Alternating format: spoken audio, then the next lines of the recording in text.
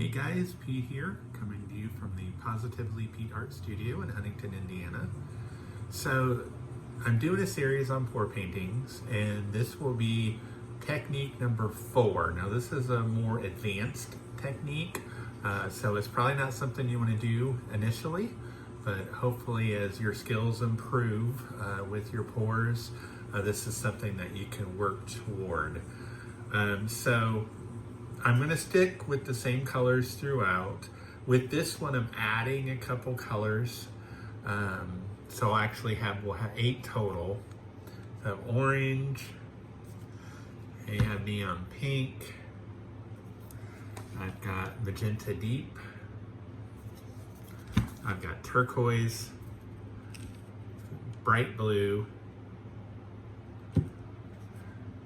bright yellow, and what I'm adding with this one, this is my second secret weapon. The first one was nonstick aluminum foil.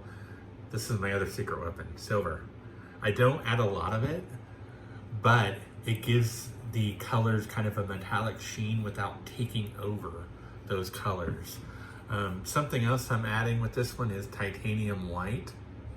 You want to be careful not to add too much white because that will cause the colors to kind of fade out, but a little bit will give you a really cool effect. So we'll see that. So what I've done with this is I have already poured the paint into individual cups. Okay, and you'll see these are smaller cups. All right. So I've done this separately. I'm going to end up pouring each one into this mixing cup. Okay, same one I've been using. You notice I have a couple Q-tips now. Okay, I'm also going to be using some silicone pouring oil. And the reason you use that is if you want to have some pretty dramatic cells in your pour painting. So we're gonna start doing that with some of these. So for this painting, I'm going to actually add the silicone oil to just the white and the silver. You only want to add the oil to the paints that you want the cells to show up in. And as it blends, it will bleed over to some of the others, but primarily the cells will be in that color. So typically it takes just a drop or two. The more drops you add, the more cells you will get. This is a 4x4 canvas. And with this one, I'm doing the thicker. Okay, that gives me a little more real estate to work with. So I've got my titanium white here. I am just gonna add 2 drops, that's it. So 1, 2. I am also gonna add 2 drops to my silver. 1 and 2. Okay. After I've done this is the really important part. Don't drop the silicone pouring oil or get it on yourself, but that's not the important part. The important part is take your Q-tip, stir it up, and do it for about at least 10 seconds. Get it mixed in there nice and well. Okay, the thing about Q-tips when you're done is you can just kind of dab it on the edge so that you don't make too big of a mess. And that's the other nice thing about the non-stick aluminum foil is you can just take your Q-tip and set it on the edge of that, and that way it'll come right off of that as well. You could use, if you're just doing 2 colors, you could use the same Q-tip. I'm not that quick, so I like using separate Q-tips. Okay, so I'm now mixing the silicone oil with the silver.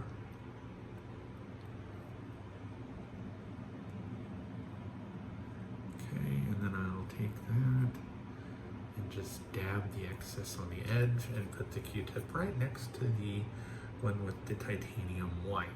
Okay, now what I want to do is I want to take and I want to add my colors into the mixing cup. So I've already got them lined up in the order I want to add them. So I've got my bright blue to start with. Okay, and when you're doing this, again, it depends on the brand of pouring paint that you use. Because the viscosity, if it's thinner, then it'll add quicker. But if you use the artist loft like I do, you may have to turn your cup back and forth and just let it kind of drip in there a few times. When you're done, see what I did? I kind of went like that with the wrist motion.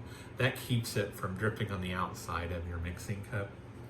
Okay, so next we're gonna add yellow. And I typically try to stay toward the center when I'm pouring these. It's not gonna hurt if it's not exact center, but it just helps with the blending.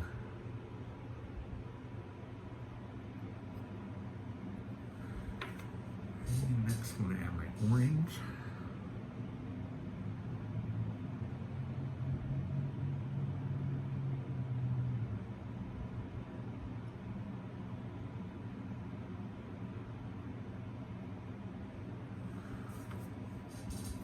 Okay, now I'm gonna add my white. Remember, this has the silicone pouring oil in it.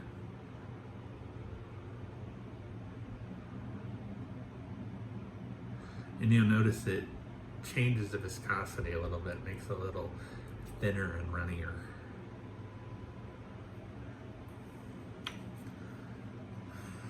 My pink.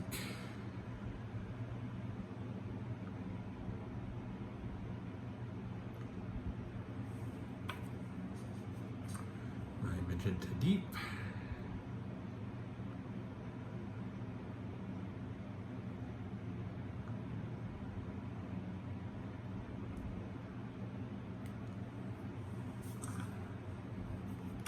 Silver, the other one with the silicone pouring oil. Notice the silver is a little thicker.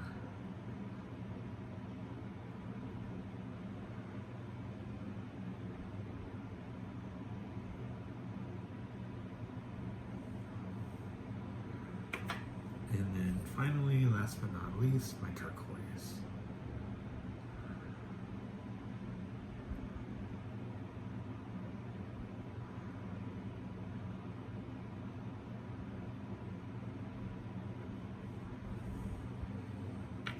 All right, so now I've got all of my colors in my mixing cup. Okay, canvas upside down, hold it on there, turn it over, and let it sit. Okay, so again, I'm gonna pull straight up and kind of rotate it a little bit as I do.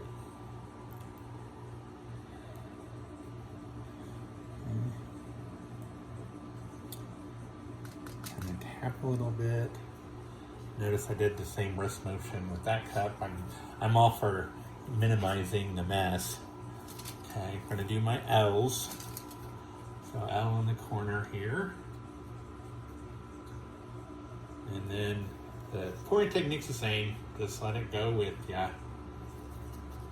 And with the excess, straight out and drop it.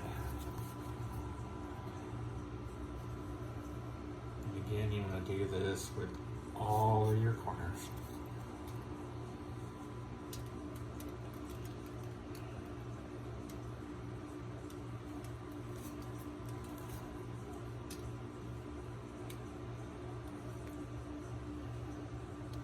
And something else too is you can move these canvases around to highlight which color you want to show up more than the others.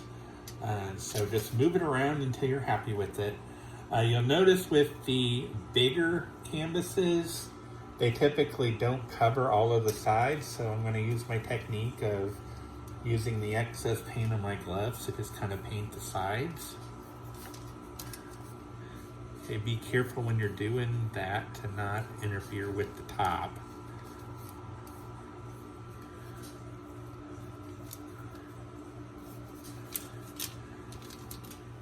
Ooh, this one is really cool.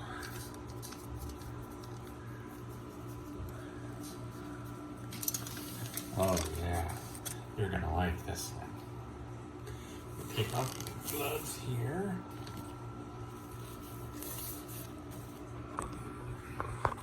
So this is the end result of this technique. Isn't that cool? But we're not done yet. So this was an advanced technique.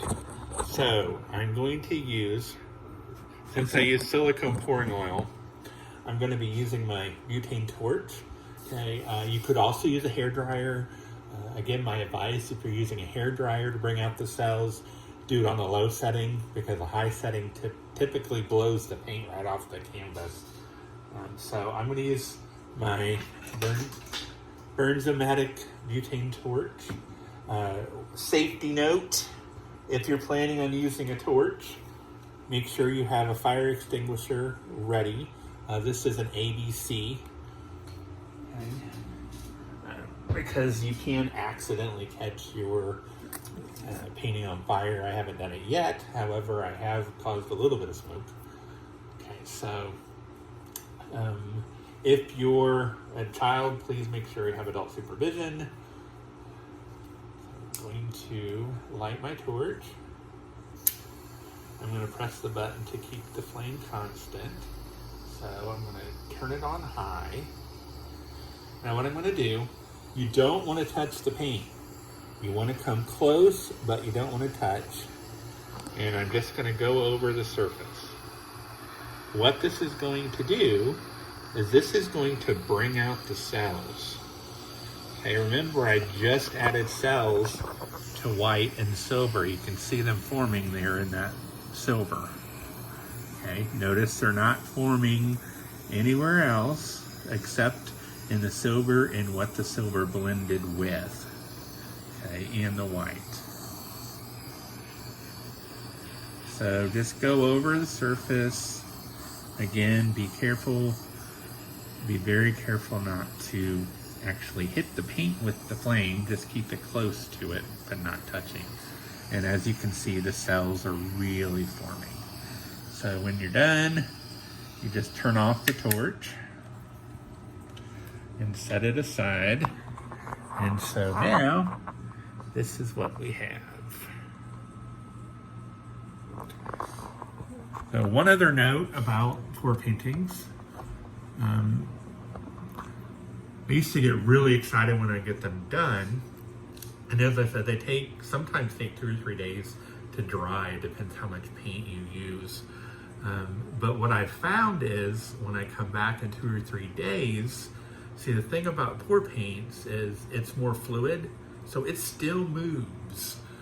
So it may not look exactly like it does immediately when you finish it in a couple days or 3 days after it's had a chance to dry. It's going to continue to move. Okay, and I love this because when I come back in 2 or 3 days, it's almost like Christmas. I'm opening a present. I don't know exactly what I'm going to get. So far, I've just absolutely loved everything that's come out of this. So hopefully you enjoy this as well. I hope this video has been informative. Please watch some of my other videos. Subscribe, if you will. Let others know, please. Other than that, have a great day.